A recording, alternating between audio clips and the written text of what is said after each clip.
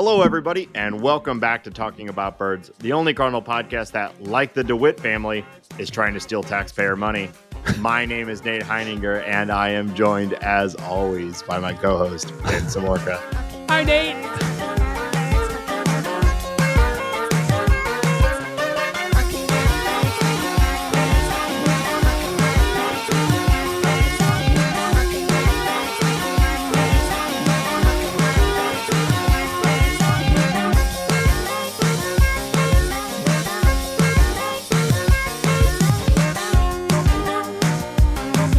If you have an idea for the opening bit, text or leave us a voicemail at 848-48-BIRDS. Hambone, how you doing? How you feeling this week? Feeling fine. Feeling great. Feeling sharp. Nice. Wired. I'm wired. This week, today. You got your Florida Marlins hat on, so you're ready to talk some Cardinal baseball. Let's go Marlins. 4-14. Poor Skip Schumacher. We got a packed show today. Hang on, I got a number of things that I need to talk to you about real quick. To the gills, Nathan. To the gills. Ooh, a Marlin reference. So I did the Cardinal 5K over the weekend. Sick. I did not sleep through it. That's good. So already doing better than you. And first of all, lovely day. Wow. Bluebird Day, Hambone. Cool. It was just wonderful to be down at the stadium. I don't go there very often. It's bigger than I think I'd ever seen it. Several thousand people all running around downtown. It was a lot of fun. Had a great group. Shout out to the crew that went with me. You get to walk the warning track when you're done, and we were like pretending to rob dingers. It was a lot of fun. I got up on the Jumbotron wearing my I enjoy watching baseball t-shirt, repping the brand. It was a good time. I've talked about on this show that I've been doing some physical therapy in order to be able to do these things and not feel like horrible pain. And good news is that it seems to be working. I was able to run with very little problem, and I had one of my better times. Wow. But I thought you would at least appreciate this. I don't know why I tell these stories, but I thought you would find this funny. During the physical therapy, I don't ever run on treadmills. I don't have one, and that's not something that like I go to do. I'd just rather run outside. So my time actually on treadmills is very little. And so, but during physical therapy, they're having me run on a treadmill, and they're also trying to like talk to me and tell me things and like have my attention, which inevitably I'm so easily distracted. I stopped running the way I was supposed to and very nearly got flung off the back of the treadmill like 3 times. Unsurprising information. I asked them, I was like, you ever have anyone fall off the back of a treadmill? It's physical therapy. I assume like, somebody has had some sort of, situation. And he's like, no, you're the closest I've ever had. What? I mean, obviously you suck and your athletic ability isn't like embarrassing, but that's shocking to me. Yeah, it's like people coming back from like hip replacements and stuff. Yeah, I would have expected at least one person to get flung off the back. So me. Is it possible this person just hated you? No, Mitch, he's a nice guy. I think Mitch hates you. No, I think me and Mitch, we get along. Okay. Yeah, he's a cool guy. I think it's likely that he doesn't like you. Well, maybe. I guess I can't rule that out, but it was pretty funny though. So go me, I guess. We also talked about last week, you and I establishing some sort of bet on who was going to have a better time. Now, we actually got a voicemail. I did not tell you this. It came from a listener, Julie B, who I believe you know. I think I do. She called and besides saying some horribly positive things about the Cubs, which I will not repeat on the show. Smart. She recommended that the loser of the 5Ks, the respective 5Ks, has to wear her Dansby Swanson shirt for 2 days. And I think that's a pretty good bet. I think it's a pretty good bet. I thought this might be coming, so I've been thinking about this. I think the reason it's a good bet is one because I think it's a woman's medium, So it would probably fit you okay, Mm-hmm. but you're surrounded by a lot more Cardinals fans, so you would get the vitriol. I'm obviously much larger than you, so that shirt would essentially be skin tight on me, but less Cardinals fans out here, so people would mostly probably just think I'm a Cubs fan. Yeah. Even though I'm wearing a skin tight, like Lycra Dansby Swanson shirt. Yeah. So I think it's a pretty good bet. I think it's fair. Meaning, both people will have a bad time, which is, I think, what we're going for. Yeah. So I think it's a bet. And yeah, this Dansby Swanson, it's not just a shirt with like a picture of Dansby Swanson on it. It's like multi layers of gigantic. Think of like Dansby Swanson like cutouts. Yes. And the entire shirt, a collage, yes, of Dansby Swanson. Every inch of the shirt is a part of Dansby Swanson. Yes. Yeah. I obviously I don't want to wear a Cubs shirt. I don't want to wear this shirt for many, many reasons. Right. But I'll tell you what, that Dansby Swanson, he's quite the looker. Yeah. I mean, if you're going to have to wear a shirt covered in a guy, at least, make it look a little nice. Got great hair. Yeah. Great hair. Yeah. So yeah, I think that's a pretty good bet. I have not ran pretty much at all recently. I am confident that I will destroy your time because you are who you are and I am who I am. Some people are born losers. Some people are born winners, Nate. Yeah. I feel like you lost interest in your own sentence halfway through that roast. It's such a matter of fact that it felt useless to say out loud. I think if you listen to this show, you've picked up who the losers and winners of this show are. I think you're doing a lot of talking for something that's going to end up going pretty poorly for you. So let's see. It's a 5K. How bad can it be? Let's see the final numbers. It's 30 minutes of running. I think I'll be okay. Then you've already lost, my dude. If it takes you 30 minutes, you're wearing that shirt. What'd you get? 28 minutes or something like that? That is nothing. Okay. All right. We'll see. That I am not worried at all. All right. I think that you're a joke. I think your athletic ability is a joke. And like I said, I will always win and you will always lose. I guess we'll just see. All right. we're gonna let the numbers speak for themselves here. Okay. Yeah. Yeah. And it's like what you like the time. Like I can't fudge. Like the time is done by somebody else, right? It's a third party, right? Yeah. You assuming you paid for the packet and you go and pick it up and all that. Okay. Cool. Yeah. It's RFID chip. So. All right. Yeah.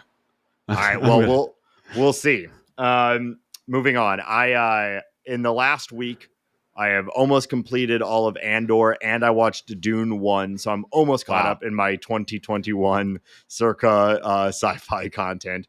And then last night, I saw Dune 2. Wow. So in the last week, I have become quite the Dune dude. Yeah.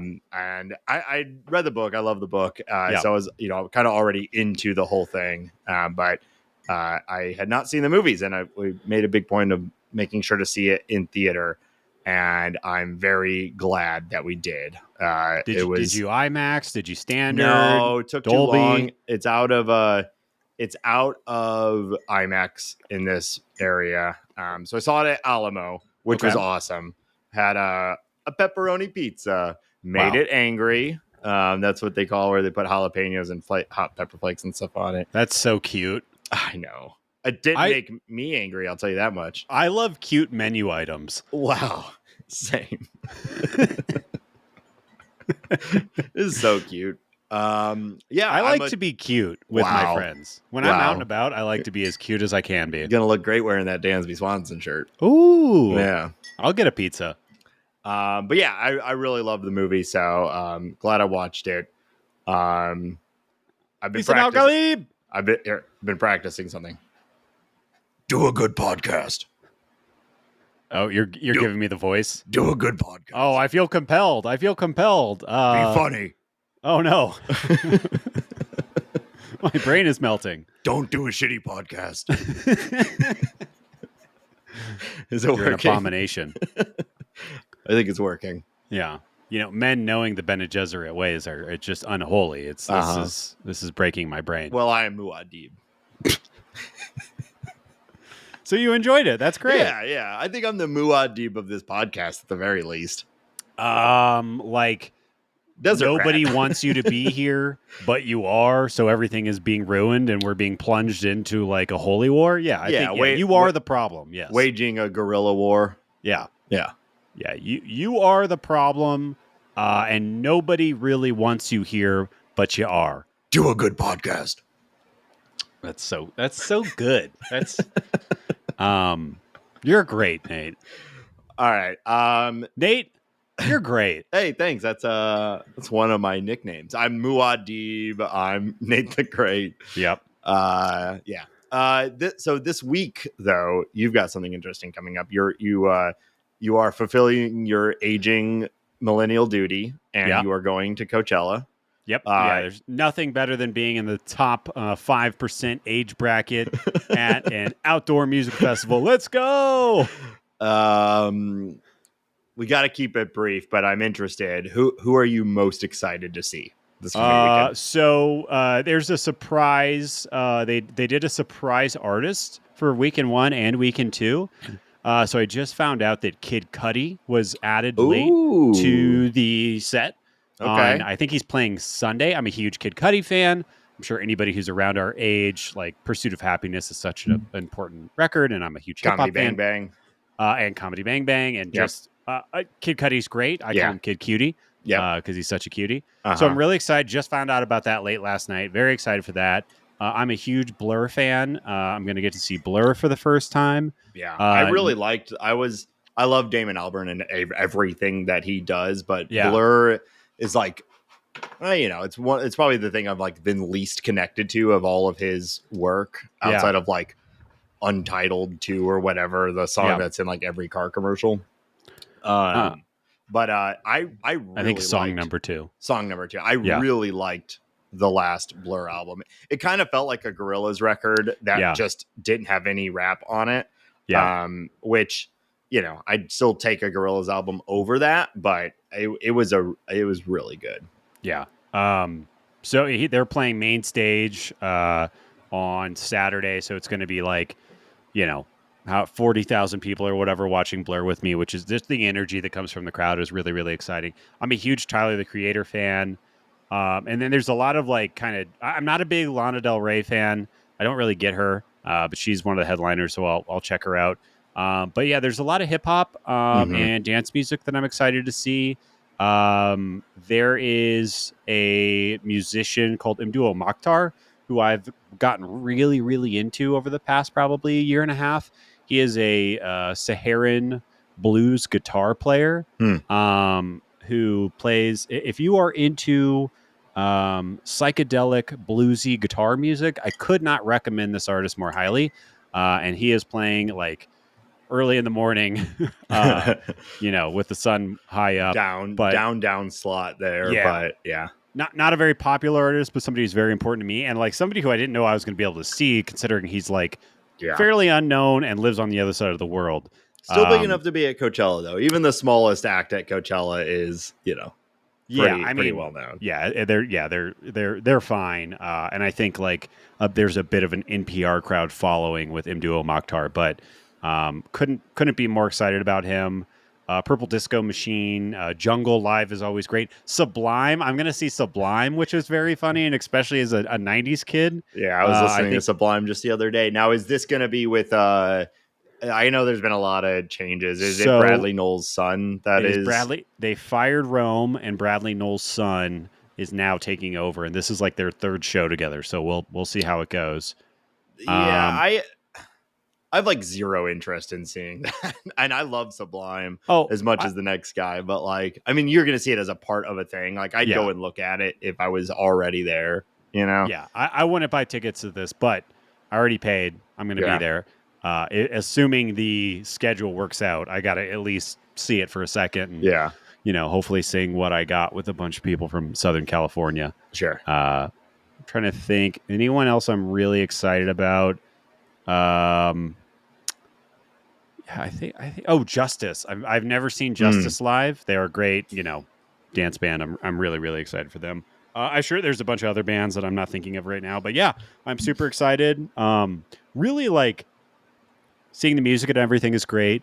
But the main reason for me why I love going to Coachella or just any big music festivals is you essentially like get to detach from society for Yeah. 3 days, and be a weirdo and Get be out around of the rat race. and pay, $15 for a slice of pizza. Oh So man, you there's don't nothing I love fully more than get, that. the capitalism surrounding it is crushing a little bit, but you get to be in a desert with 100,000 weirdos for Burn three a giant days. man or whatever. That's different thing. But yeah, looking forward to it. Oh, the Aquabats. I've never seen the Aquabats live. That should be fun. Now Uh that's awesome. yeah. Yeah, I love Aquabats. They have a kids show that is also fantastic. It's just if you like the Aquabats, regardless of whether you have kids or care about kids content, like I think you can enjoy it. It was made by the same people who did the Yo Gabba Gabba stuff, which is actually Yeah. there's a strong St. Louis connection to the whole thing. And the show is hilarious and features a ton of Aquabats music. And yeah, I love the Aquabats. That should be fun. Hopefully they do their full thing. I know that they're getting older, but the full costumes with bad guys coming on stage and all of that. I mean, if they're playing Coachella, they're probably not holding back. We'll see. I will report back. Okay. But yeah, very, very excited. Got my fits all figured out. Wow. My Insta is going to be on fire as I influence people through social media. Yeah, quite the influencer over here. Well, we're already failing at what I commanded you to do with the voice, so we should probably talk about the Cardinals here. But I look forward to hearing about how it went. We'll talk about it next week when you're back. So the Cardinals are 9-9. We are recording Wednesday, as always. The afternoon game with the A's. Cardinals going for the sweep is just about to start. I think we're starting to get a better picture of what the Cardinals look like right now. They're beating the bad teams, which is good. Yeah, we need that, and they beat the Padres, which I wouldn't call them a bad team. They're middle of the pack, just kind of where the Cardinals are. But they continue to lose still to the really good teams. The Cardinals have dropped the series against the Dodgers, the Phillies, and the Diamondbacks, leaving them at exactly 500. Which is more or less where every projection system had us going into the season. So how are you feeling right now about the team, and what do you want to talk about specifically? Yeah, I actually feel relatively fine about the team, even though our run differential is not looking great. And I do have very serious concerns about Miles Michaelis and Kyle Gibson, and their ability to soak up 400-ish innings over the remainder of the season. It's looking. It just hasn't started the way that you want it to start. And, the Cardinals emphasize looking for strikeouts. And I think that they've clearly done that with Sonny Gray, who's been absolutely fantastic in his limited start, and Lance Lynn, who, had a weird start last night. He went 7 innings with 1 K, and against gave up the a Athletics, lot. which is pretty wild. And gave up a lot of contact that was resulting in decently well hit fly balls, but they didn't really. Only one went over the wall. And if that's Lance Lynn starting against a bad team without his good stuff, I think you're feeling pretty good about that. But it's all about the pitching to me. I know a lot of people are hammering Paul Goldschmidt. A lot of people are hammering Jordan Walker right now.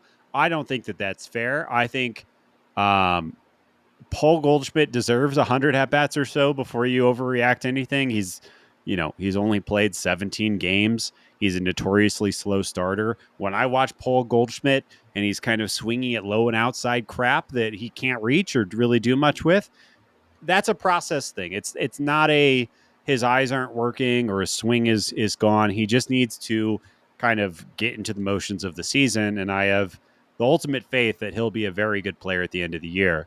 So yeah, I know I just kind of shot all over the place there, but to be more specific, I want to talk about Sonny Gray's start to his Cardinals career.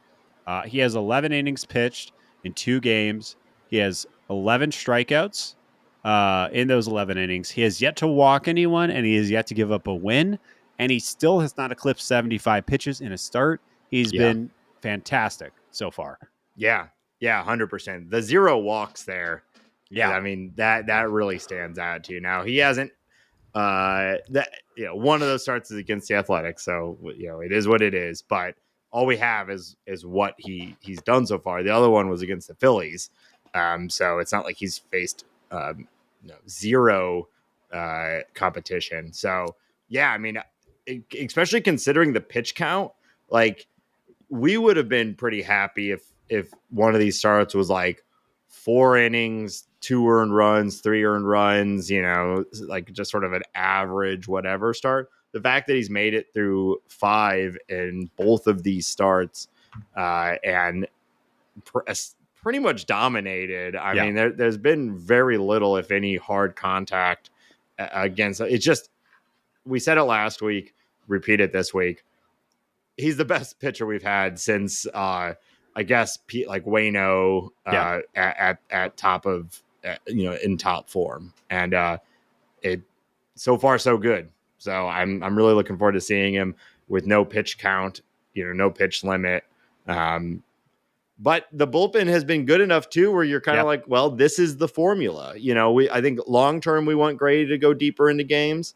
But outside of a few hiccups, and obviously there's been a few injuries, the bullpen's been fantastic. And this is kind of what we wanted. Every starting pitcher to hopefully go 5-6 innings. Every once in a while, go deeper if you can with Lynn and those guys. But at least go 5 or 6, keep you in the game, and hope that you're supposed to be good offense wins the game on the back of your good bullpen too. Yeah, I think we've seen Ollie go to his script with the bullpen and kind of having Andrew Kittredge have the 7th, Jojo Romero have the 8th, and Helsley locking down the 9th. Once Giovanni Gallegos gets his stuff figured out, I think that he will kind of be in that 7th, 8th category as well with Kittredge and Romero.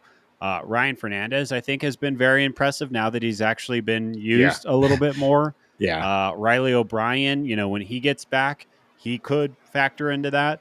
And I still think that Keenan Middleton factors into the 7th or 8th inning when he gets back. So I'm super happy with how the bullpens look. Well, and Liberatore too. Liberator's been sick the last few days, so that's why we haven't seen him. But he's been, a huge part of the bullpen too. Yes. I would like to see the strikeouts jump up. He has not fully convinced me. I think he is. It's so funny. He's like that curveball and that fastball. You would think he'd be striking out at everybody in the world, and it just hasn't been. But maybe those will come. I haven't given up on him or anything like that. But for me, the standout has been Kittredge. He has been just, his stuff is so nasty. That sinker is unhittable, and then he throws it with that slider. I mean, he, to me, has been... I thought he was going to be a big ad. We were really excited about that move. With Richie Palacios going to the Rays and Kittredge coming back. And, I know it's only 7 innings, but he has been phenomenal so far. Well, and his entire delivery just really kind of astounds me too. When people talk about easy velo, people have said that about like Helsley, and I'm like, no, it's not. Like, watch him. He is like full effort at everything. I think sometimes people just mean like their delivery is clean and they call it easy, easy velocity. But Kittredge is like what I think is really the definition. He looks like he's just going to soft toss.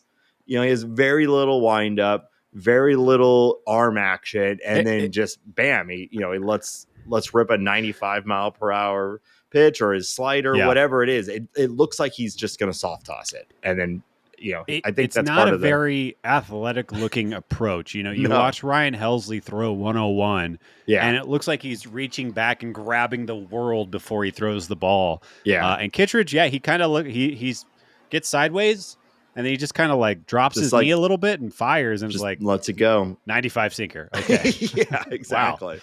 I imagine that's probably part of his success too. Like deception, almost like you just he's a big guy, so he's going to throw hard, but it just doesn't look like it's going to come that hard, at least from my naive perspective. And yeah, you're an idiot, and it looks hard to you. So. Yeah, right. And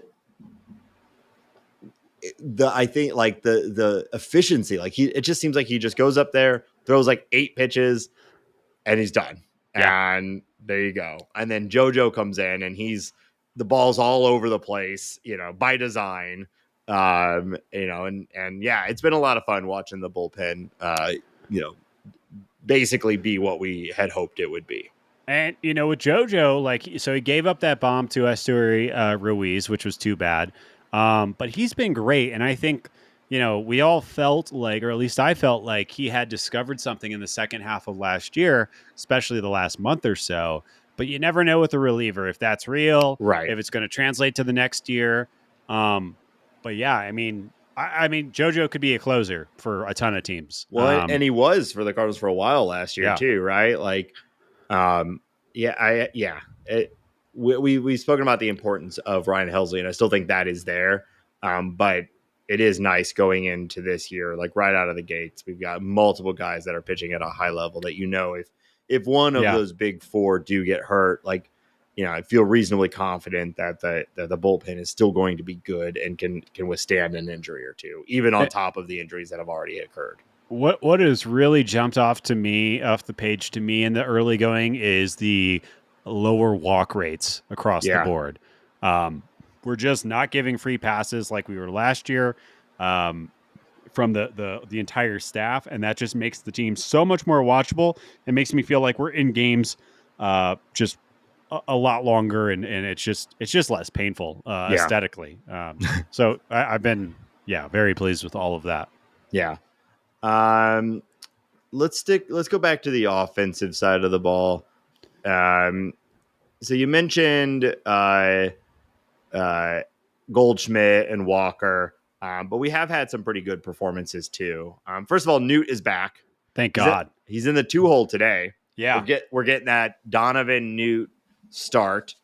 It does move Gorman down the lineup, which I think makes sense. He's kind of on pace from a homer perspective, but it's been a little difficult having him strike out so much at the top of the lineup. Yeah. And Newton, was it his first at bat or one of his first at bats? He turns on that inside fastball on a lefty. Yeah, vicious, almost awkward swing, really. Yeah. And he parks one, which was a lot of fun to see. Yeah, I mean, he's been with the team for 5 games. He's already got 5 walks against 3 strikeouts. The defense is obviously solid. He's, just immediately adding, I think, a lot of stability to the team and, taking at bats away from Victor Scott and I guess Siani. I don't know exactly how it's broken down specifically, but it just Lars Nootbaar's quality of at bat is extremely high, right? And it seemed like he missed no time. He just plugged in and he's been great from the start. And I love him at the top of the lineup. I don't know if having Brendan Donovan 1 and Lars Nootbaar 2 is the most efficient, the absolute best scoring lineup that the Cardinals could possibly put, but it's annoying for opposing teams. And I think annoying the opposing pitcher to start the game off is probably a good strategy. 2 lefties that can really get deep into counts, can foul balls off, and can take you over the wall sometimes. It's just great to have Newt back. Yeah, I agree.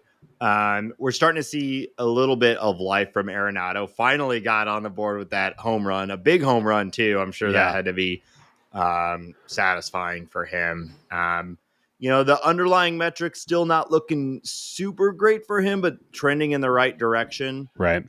Still not striking out a ton, but also not walking like at all. So, I don't know if, not to get too narratively, but maybe he's pressing, trying to put contact on everything just to make hits happen. But we are starting to see him, It's so crazy that somebody like Nolan Arenado, who's like pretty close to being a Hall of Famer already, has been one of the best third basemen of all time, an all-star for a decade, can still find themselves in a scenario where they need to they're pressing and they're trying to get that homer, they're trying to force something to happen. Yeah.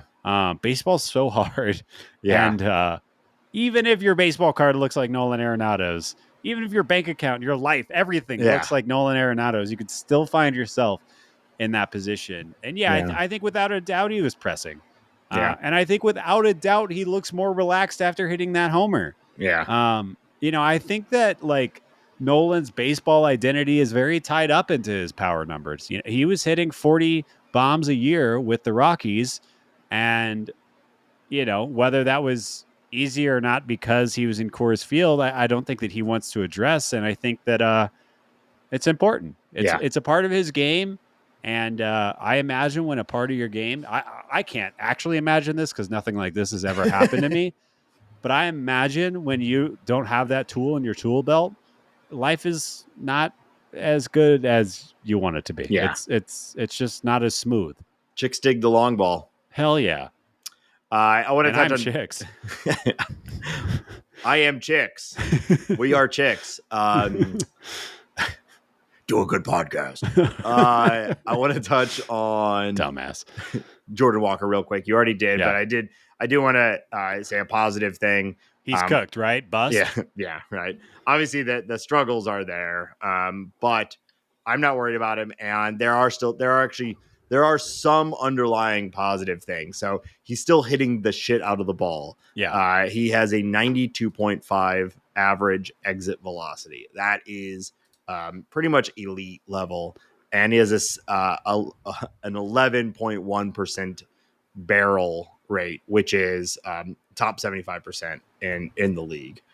So obviously there's still some too much swing and miss there.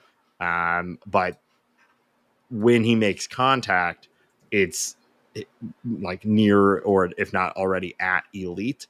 And so, his pitch decisions generally look good. He's pretty much, even though the results aren't there, underlying, he's not doing much different than what he was doing at the end of last year when he was hitting over 300 and absolutely crushing the ball. So this is, I think, absolutely another situation of like, let's not let 60 at bats color your entire opinion on someone. And, I do get why Marmol has been pinch hitting for him a little bit, or defensive replacing him. I hope we can get to a world where that stops happening, and he's just out there all day, every game, because I do think he's looking better in right field too. But I get it. I get why he's gets replaced in games. Yeah, they brought this up on the broadcast last night, and I think it was a great point by Brad. I think it was Brad that brought it up. But he has the highest zone swing percentage in baseball right now. His zone swing percentage is 10% higher than it was last year, and that was the entire year I was looking at.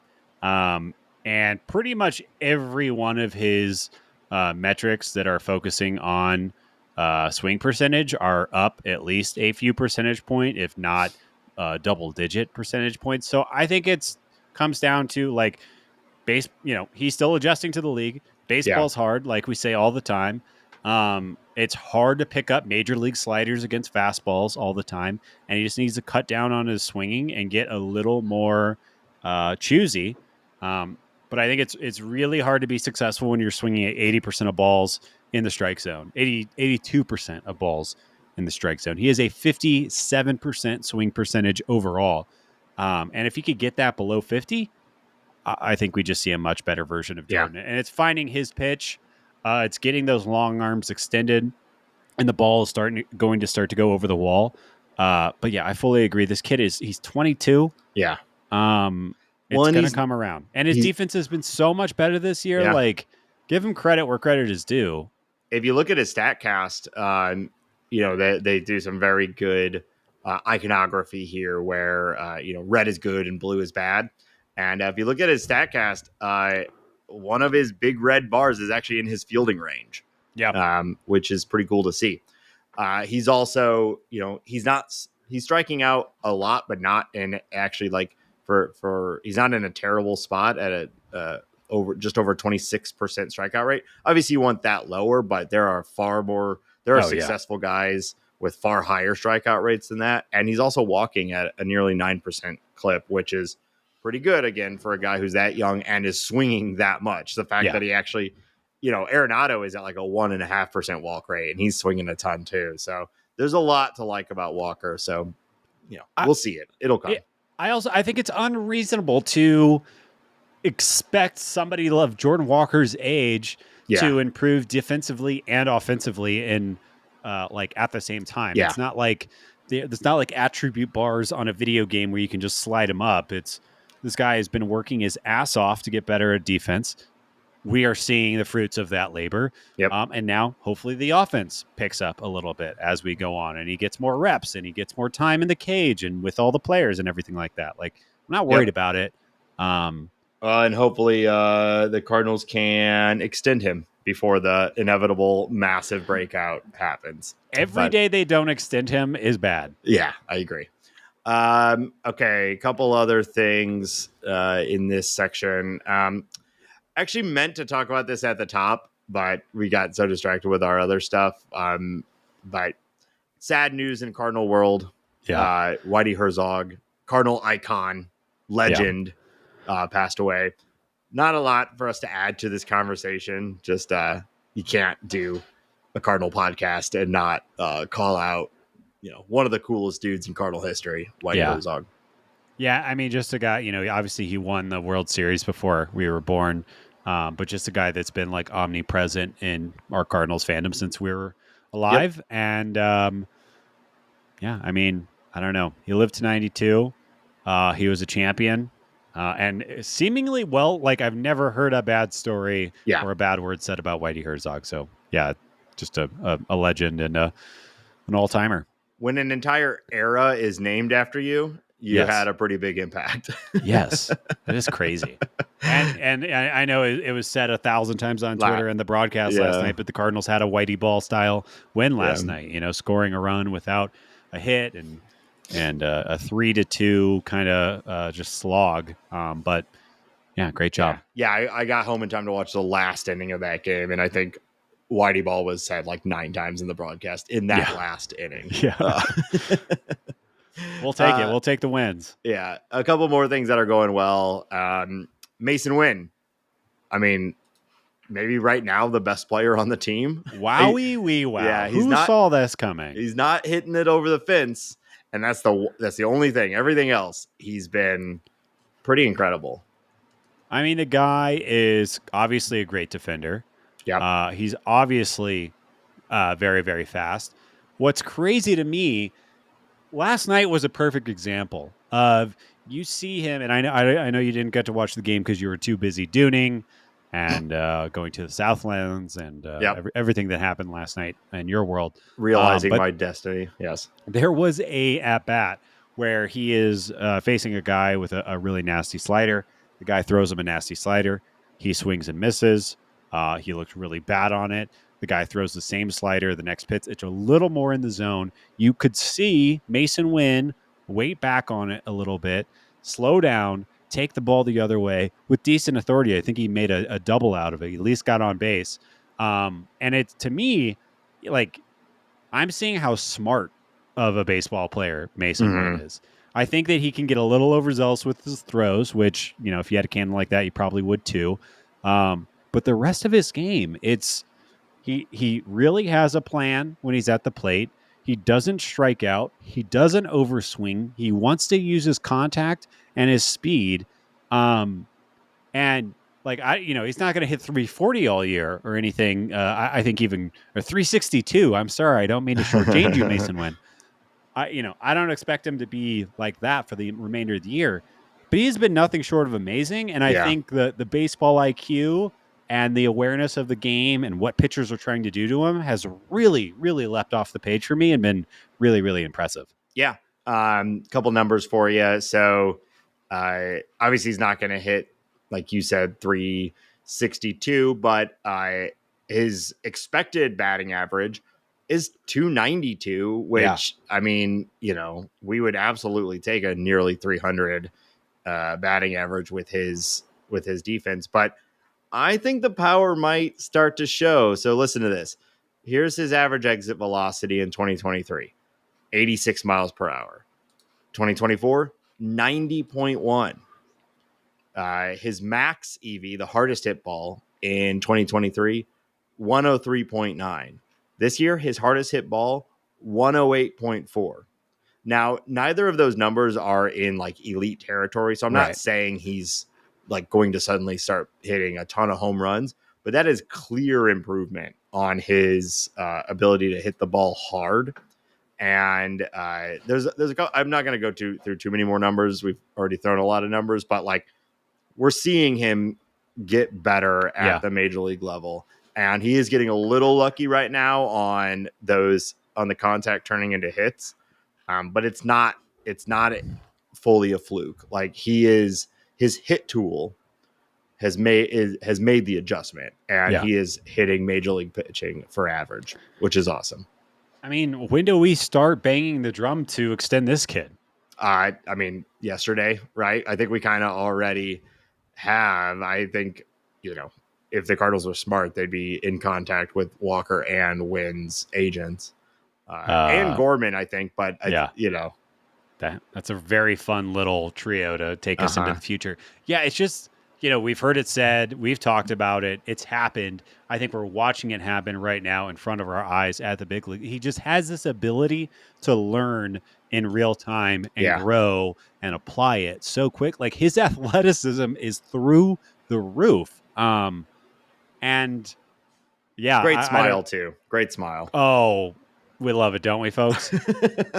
Just don't throw 100-mile-an-hour sinker to Paul Goldschmidt when we're playing in the Coliseum that has the biggest foul section or foul area in MLB. But I know he's something. He's a very special and exciting player. And I agree. Like the power's coming, and he's got some doubles and he's got some triples, and he'll probably hit a few home runs this year. But the package is just it's great, and it's been a lot of fun.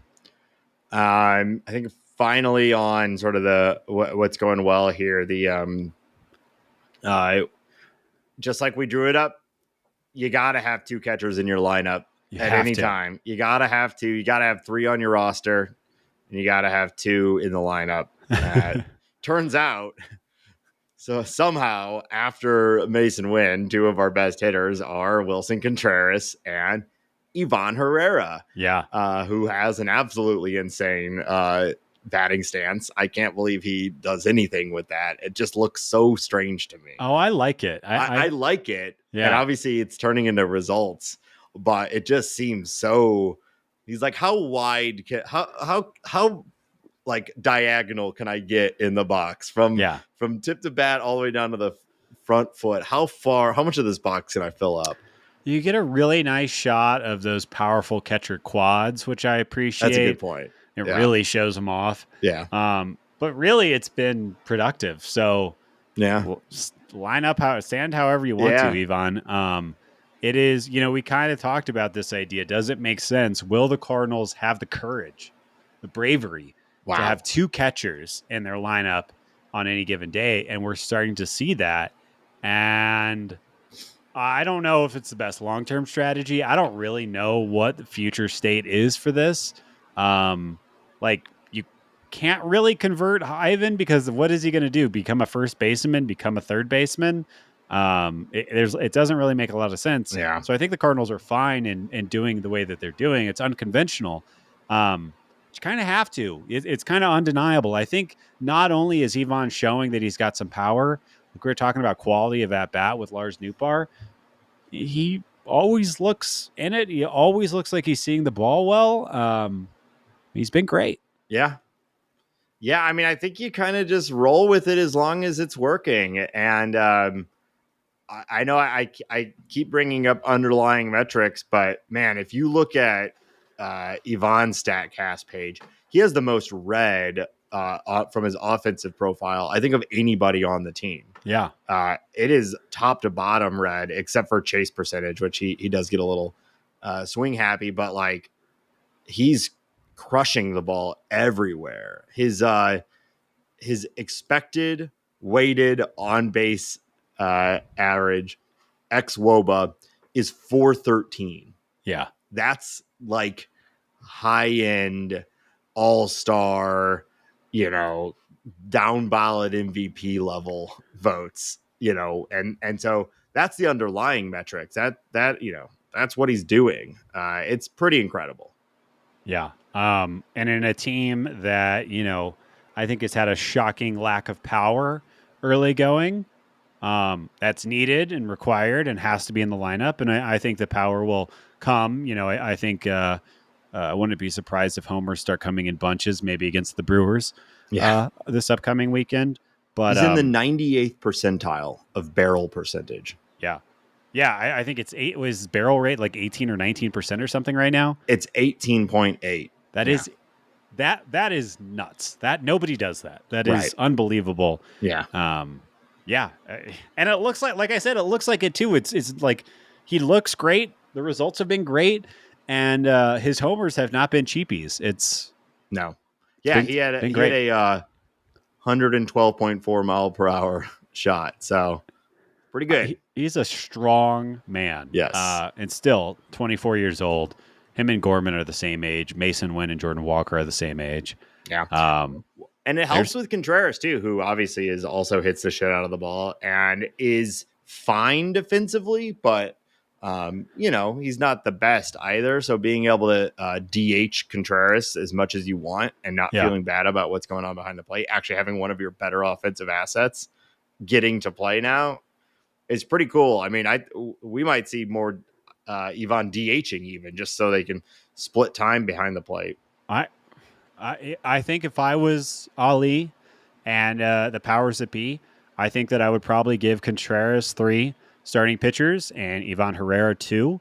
Yeah. And if your starting pitcher isn't starting that day, you either DH or have the day off and just two-hand it. It's crazy not to. Right. And I really like the idea of kind of having personal catchers and pitchers in that relationship and those guys kind of being able to focus, just taking, like, catching is so hard.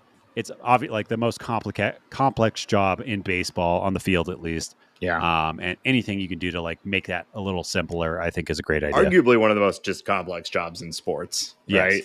Yes. Yeah. I think it's massively generally underrated how tough being a catcher is, and like compared to all other positions on the field. It's just, it's why most actually right now we're kind of in an interesting era of like there's a lot of good catchers right now. Yeah.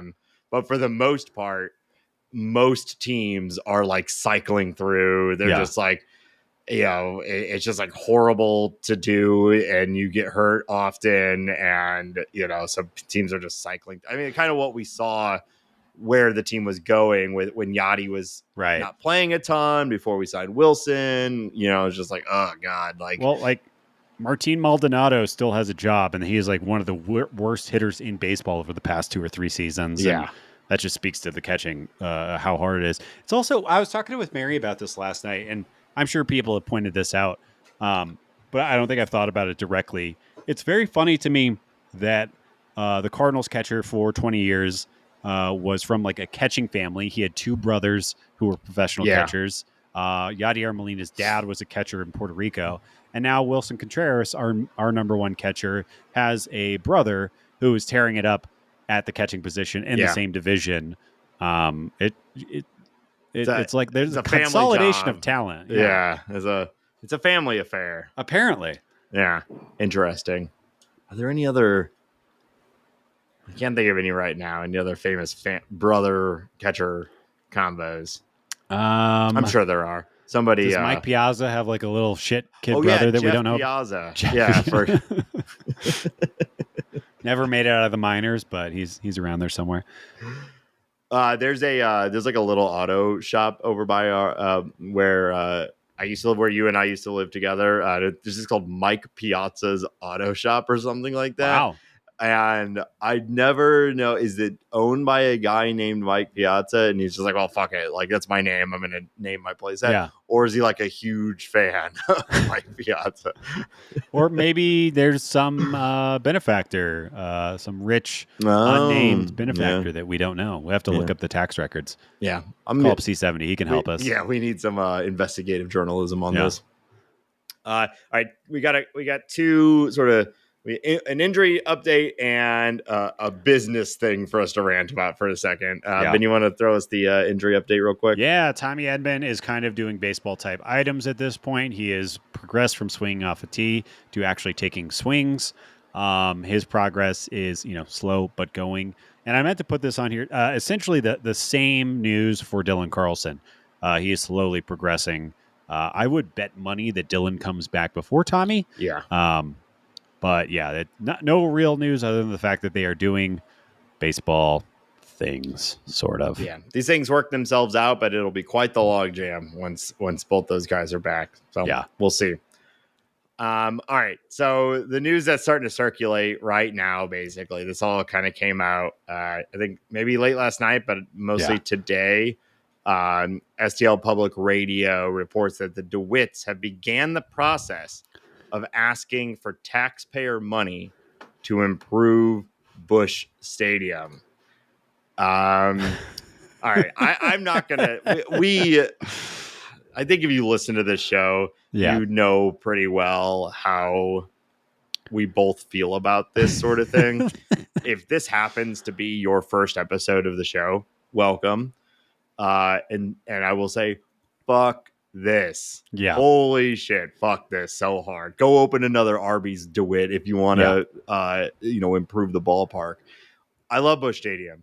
We all love Busch Stadium. It's a fantastic ballpark, and it has done a great job of increasing the DeWitt's family's wealth. Yes. And if there is some issue with it, if it needs to be upgraded, which I know it doesn't feel that way, but it's fair. It is getting older. These things do need to be updated. Pretty sure they can afford it. And we know now, we are smart enough now to know that all of this stuff around taxpayer money being necessary and actually being an economic boon to cities, using taxpayer money to fund billionaires' stadiums. We know now that is not the case. We are smarter now. And fortunately, people are catching on. The Kansas City Chiefs and Royals ownership group just tried to pull this shit. And Missouri voters, Kansas City voters, by a wide margin, voted it down. And I have faith that we will do the same here in St. Louis.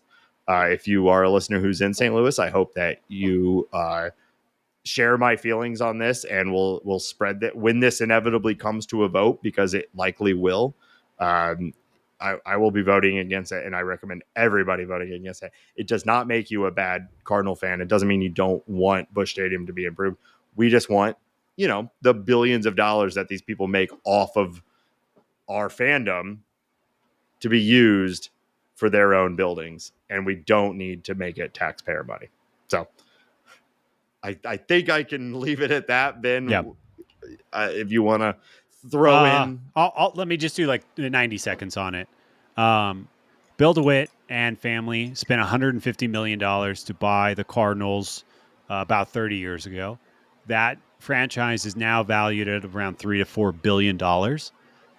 They are wealthy because of that, because of taxpayers propping them up to build Busch Stadium 3 in the first place, because taxpayers gave them incentives to build Ballpark Village, and because taxpayers, St. Louisans and surrounding area community members show up to the tune of about 3 million fans per season. That's what stimulates the economy. It has nothing to do with the DeWitts. The DeWitts benefit from timing and the fact that all baseball has become much more profitable over the time that they've owned this. Teams like the Marlins and the Orioles are selling for billions of dollars. It's nothing that they did.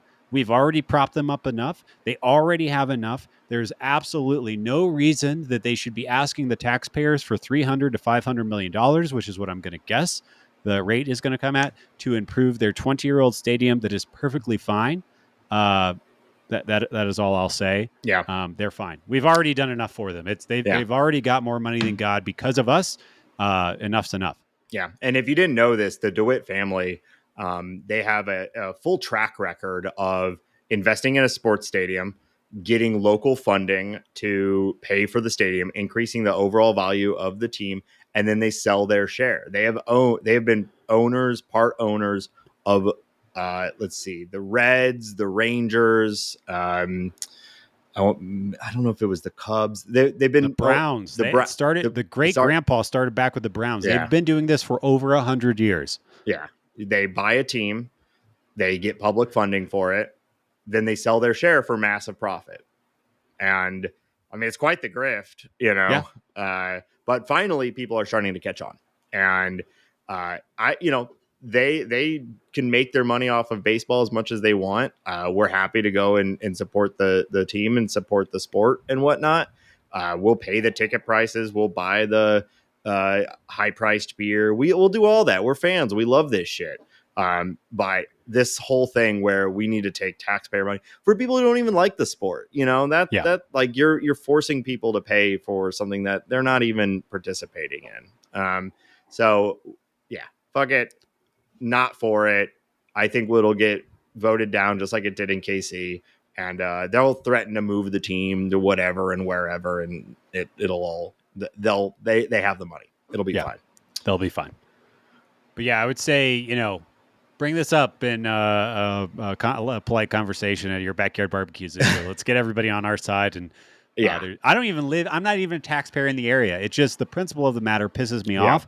And we don't need to subsidize billionaires, especially we're all hardworking people that just want to take our families to baseball games. They don't need anything else from us. Yeah. Cool. Well, now it's time for us to ask for money. If you like this show, seamless transition. We do want to remind everybody that this show is listener supported. We're not asking for taxpayer money.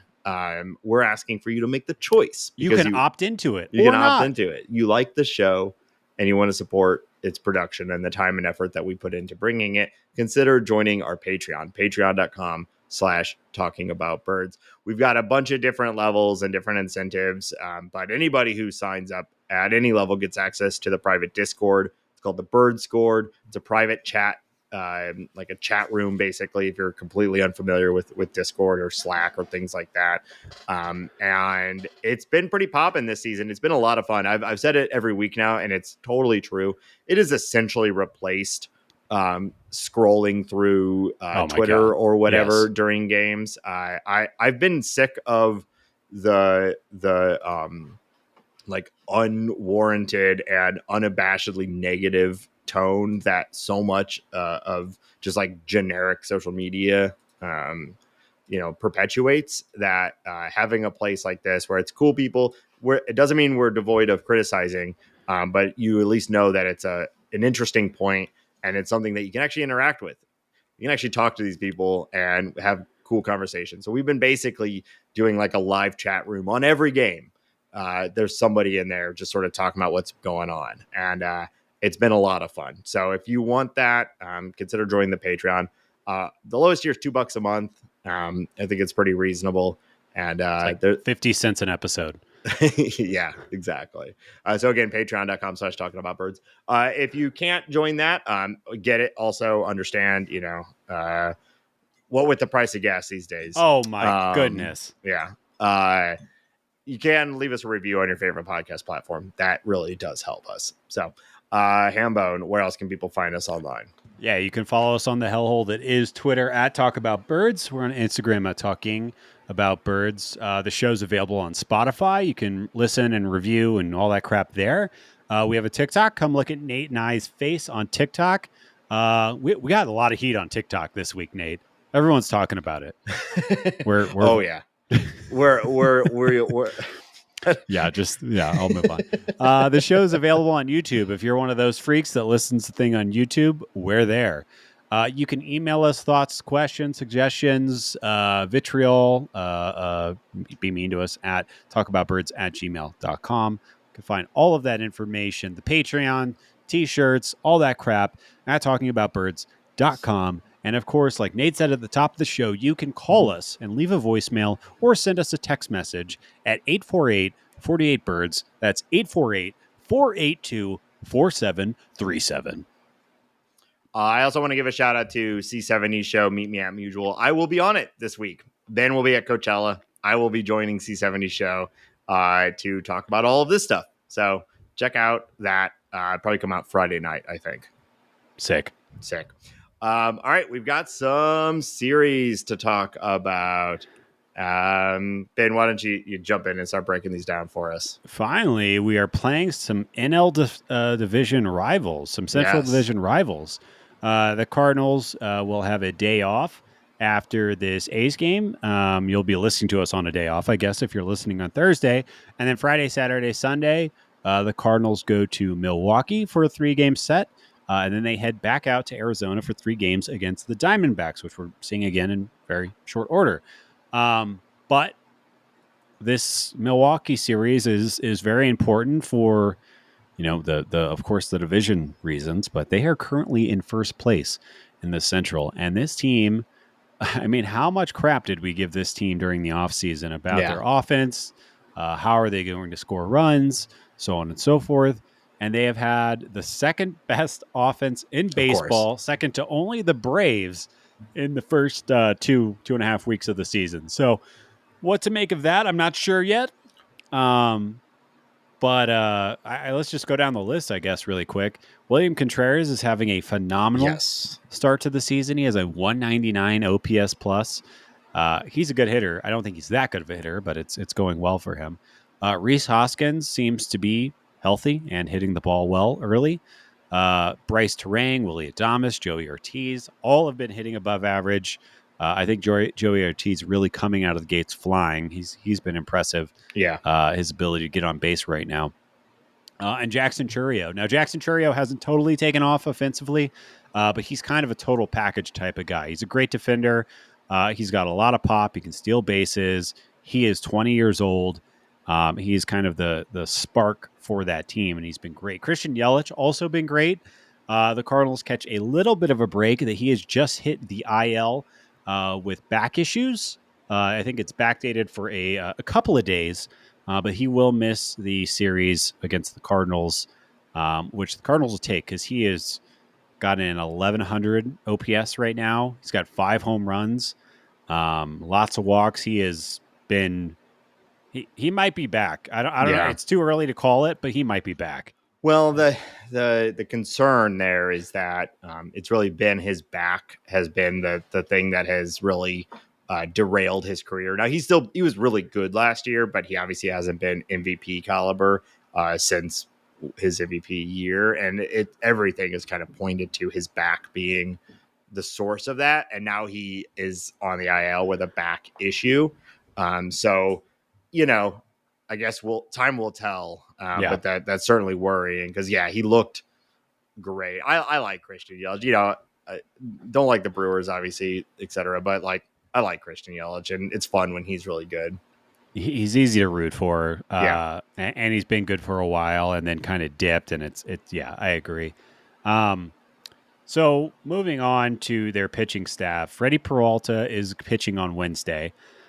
He is far and away, I think, their best pitcher. Yes, and he's been very, very good. So the Cardinals will miss Freddie Peralta, at least this series. So that's good news for the Cardinals. He's actually already pitched today, I believe. They're done already? Yeah. Or maybe, I don't know. Maybe not. So that's good news because, like I said, he's far and away the best pitcher. Everybody else has been kind of bad. Colin Ray has been okay. He's gotten a little lucky this year. Joe Ross, DL Hall, and Wade Miley have all been pretty bad to start the year. And the Cardinals will likely draw 3 of those guys. Well, they definitely draw 3 of those guys because that's how baseball works. But their starting rotation has been really bad.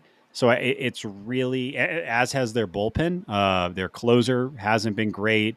Walking a lot of guys, giving up a lot of hard contact. Abner Uribe.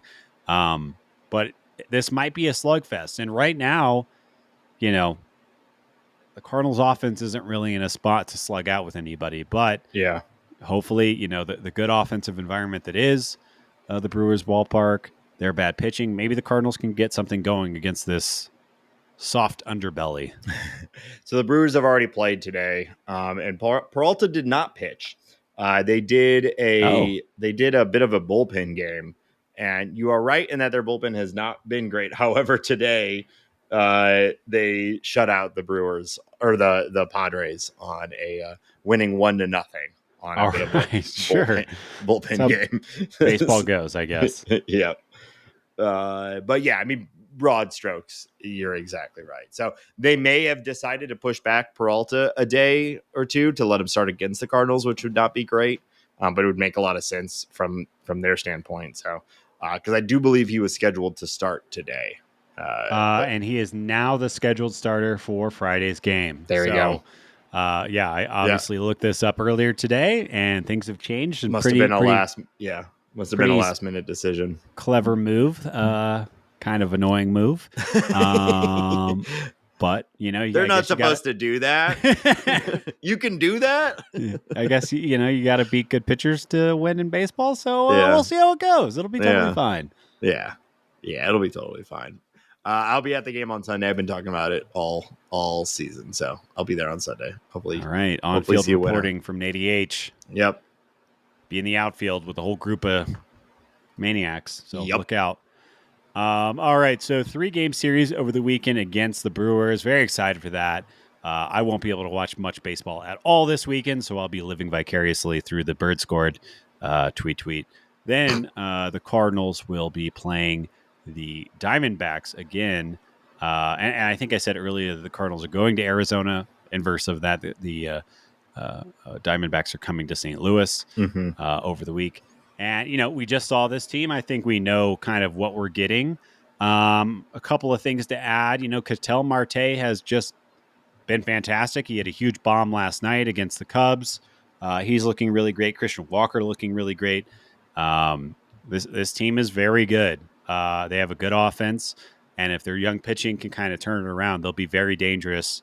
And when their pitching gets fully healthy and comes back, they'll be dangerous. But they're a good team. And I guess, I don't know, we should be afraid. Yeah.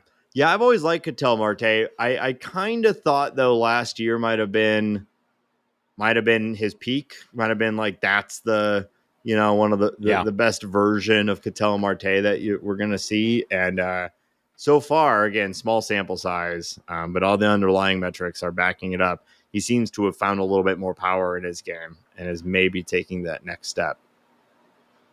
Yeah, I like him a lot.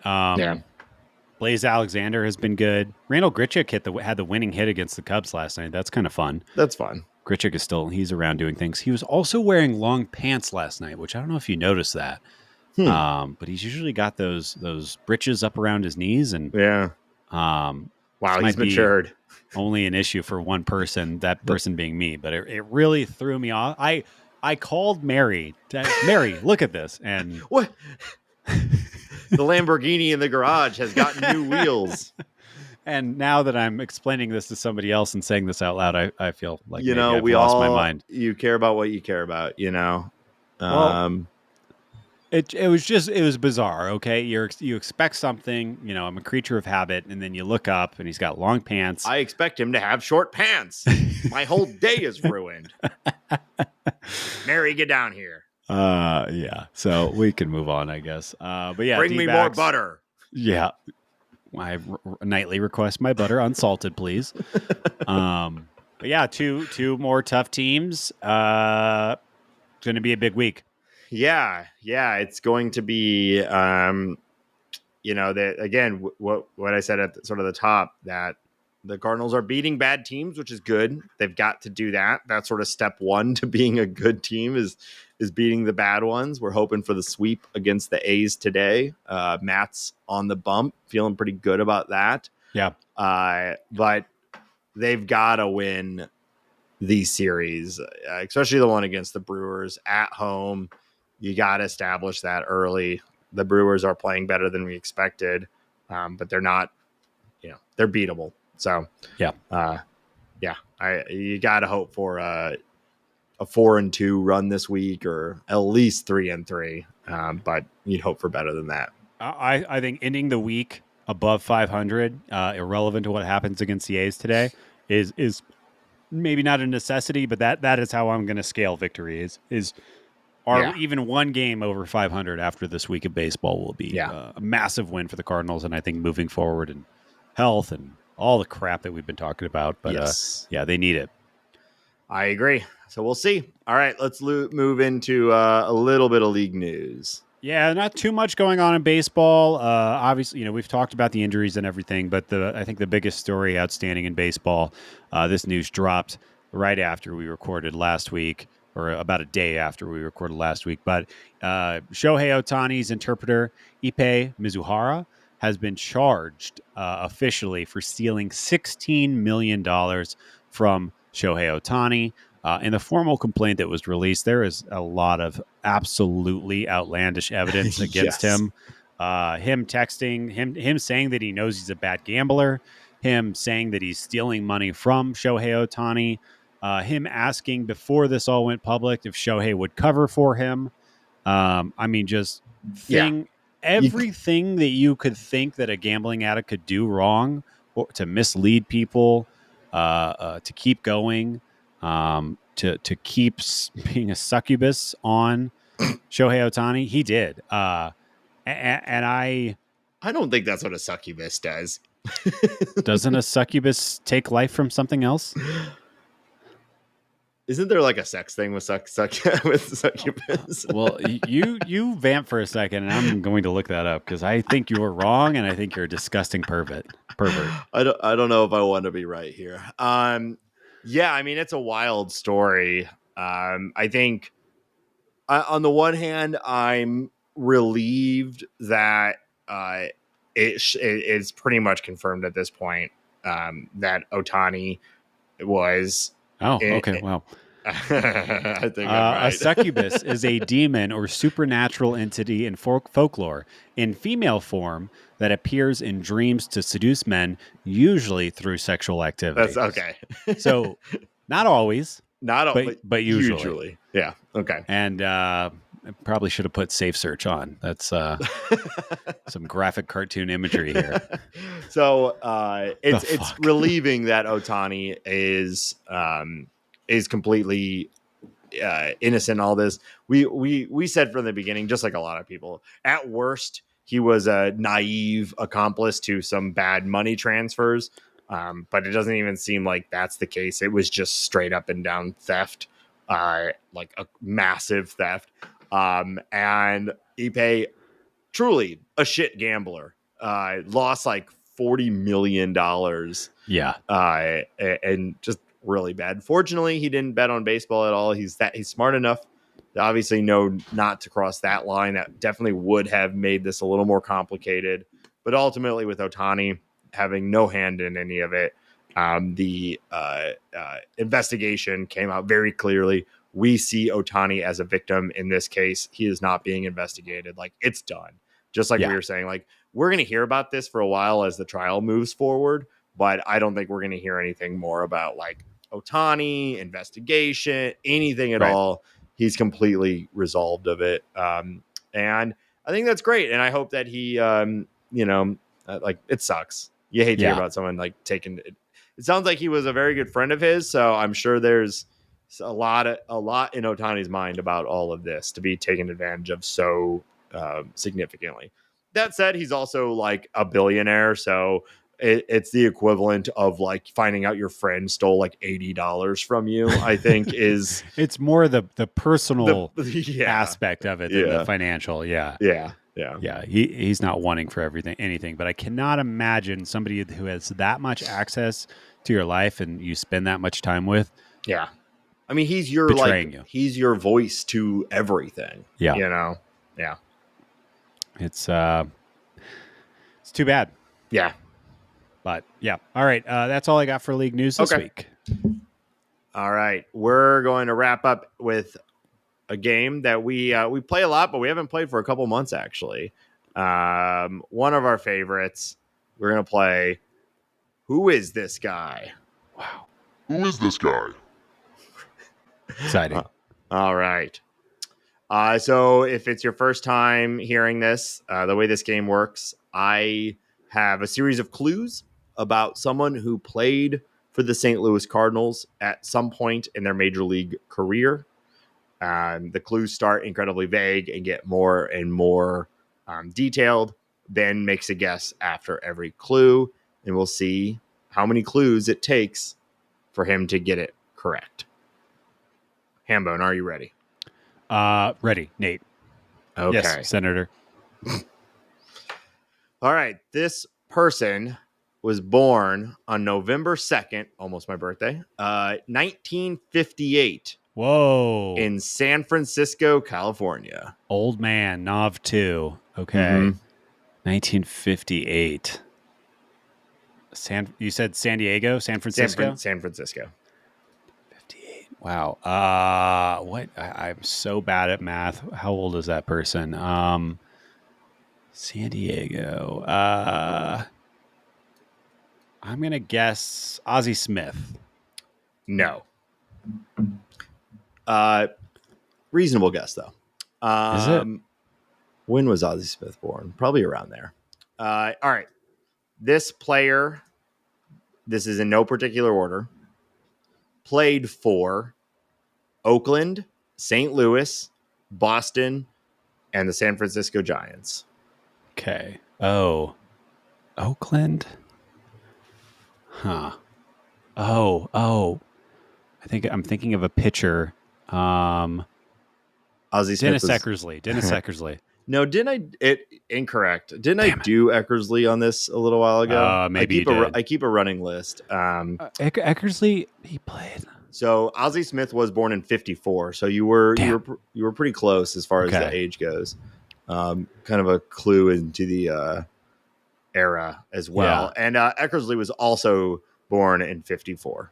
Oh, wow. Okay. So you're right there in the era. Yeah. All right. This is a little bit more specific about his career with the Cardinals. Okay. In October of 1981, he was traded by the New York Yankees to the St. Louis Cardinals for Bob Sykes, and he made his major league debut with the Cardinals in May of 1982. He was traded to Oakland in 1990 and then returned to the Cardinals in 1996. Huh. You said 1996? Yes, and I'll add in there he retired in 1999. So he played basically the entire 80s for the Cardinals, and then he played the back half of the 90s. Man, I cannot think of any player who started with the Yankees and then came to the Cardinals in that time period. So just to make sure, players went the other way. I wanted to make sure it was clear, though, is that he made his major league debut with the Cardinals. Oh. So he was drafted by the Yankees, but traded to the Cardinals before making a major league debut. So this guy didn't have any major league. The teams he played with on the major league level were the four I listed before. Okay. I don't think that this is right, but I am like completely lost. I don't really have any good guess. I'm going to go with Ricky Horton. No. All right, we're on to the fourth one. This is not. Yeah. Anyways, this might keep help. Going. He was a centerpiece of the 1980s Cardinals, Whitey Ball, with his best year coming in 1985 when he led the league in, among many things, hits, triples, batting average, and he won the MVP. Oh, Willie McGee? That's right. You got it. Willie McGee. The Yankees thing, and I would have never have guessed the A's thing. That all completely lost on me. Here's the last clue. If you'd gotten to it, was though Big Willie style was not about him, this Willie is known for his big style. Wow.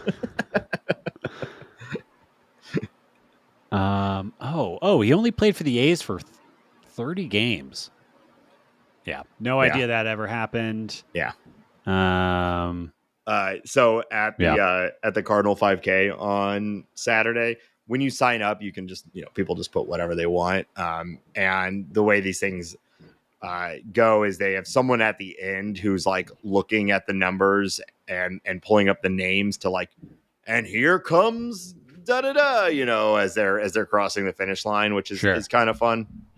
But people will put like, you know, what, like Oprah Winfrey and shit, and like right after I crossed the line, it was like, and here comes Willie McGee, and so I like turn around like, where you know, and it was like just some dude. Yeah, I like that guy. Yeah.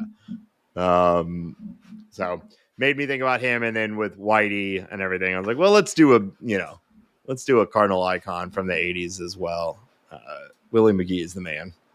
Yeah. You know, it's so funny. Like I like Willie, but I have no sense of connection with Willie McGee at all, other than like looking at his baseball reference. So sort of the same though. Because I do remember him being on the team from 96 to 99, but he was a platoon player. Yeah. But he was such a fan favorite that if you were in Busch Stadium at those games at that time period, which I was a lot, every pinch hit or whatever, it's like Willie McGee, you know, everyone treated him like a king, even though he wasn't particularly like productive during that time period. Like I like him because I feel like I'm supposed to like him. I have no problem with him. It's just like it's he one of those. Like he's a cool dude too. I think everyone likes. It's just one of those funny things where I don't have any actual connection. But I guess I don't have any actual connection with like Stan Musial or Bob Gibson either. It's just I've been told. Yeah. I think Willie McGee winning the MVP, obviously, and being the centerpiece of like some teams, some deep runs and whatnot. Maybe centerpiece is too strong of a word, but he did win an MVP in 85. So a big name on a very famous era of Cardinal baseball is a big part of it. But I do know what you're saying. I never really watched him in his prime. You know, it's not.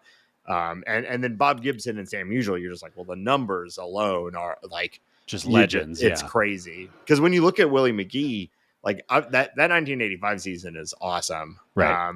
But he has a career OPS plus of like 100, you know, so like mid 30s WAR. So definitely an incredibly productive career. And I think he got a few Hall of Fame votes, but, you know, was nowhere near actual. Yeah. I don't want anyone to be mad at me. I love Willie McGee. Okay, everyone.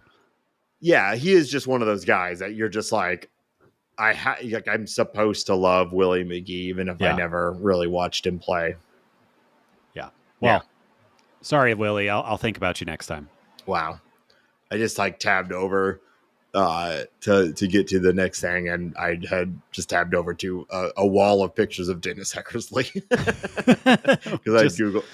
It's my normal background. Oh, that's cool. Yeah. Yeah. Handsome man. Good nice hairdo. Good mustache. What is this? Okay, hold on. Man sentenced for abandoning baby after MLB pitcher Dennis Eckersley's daughter gave birth in woods. Holy shit. What a headline. Man sentenced for abandoning baby after MLB pitcher Dennis Eckersley's daughter gave birth in woods. The hell? Yikes. That's sad and weird. This last summer. Okay. Well, on that, good note to end on. Yeah, thanks everyone for listening. We are in it. It's April baseball, and it's been good to have baseball back. And thank you everyone for listening. Patreon.com/talkingaboutbirds. Ben is off to California for the weekend, and then the next weekend we have our fishing tournament. So we'll talk all about that next week. That's right. Going down, baby. Hey, when's your race? When's the Rockies race? Like 5 or 6 weeks or something like that. I have to look it up. Okay. Well, you better hit the pavement. Okay. I'm not worried at all. Do a good podcast. Oh, God. All right, that's it. We'll be back next week. Thanks, everyone. And until next week, go Cardinals. Okay, thank you. Bye.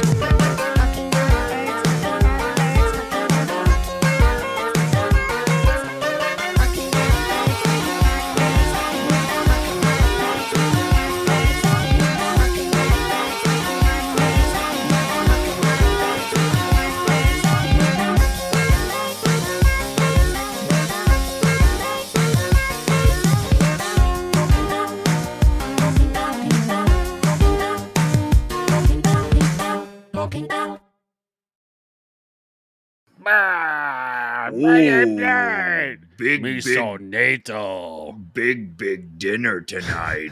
Oh. 1/4 portion. What's for dinner tonight, Nate?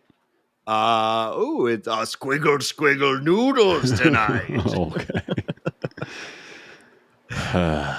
We're making spaghetti. Oh, that's squiggle noodles. Yeah, Wednesday is spaghetti night.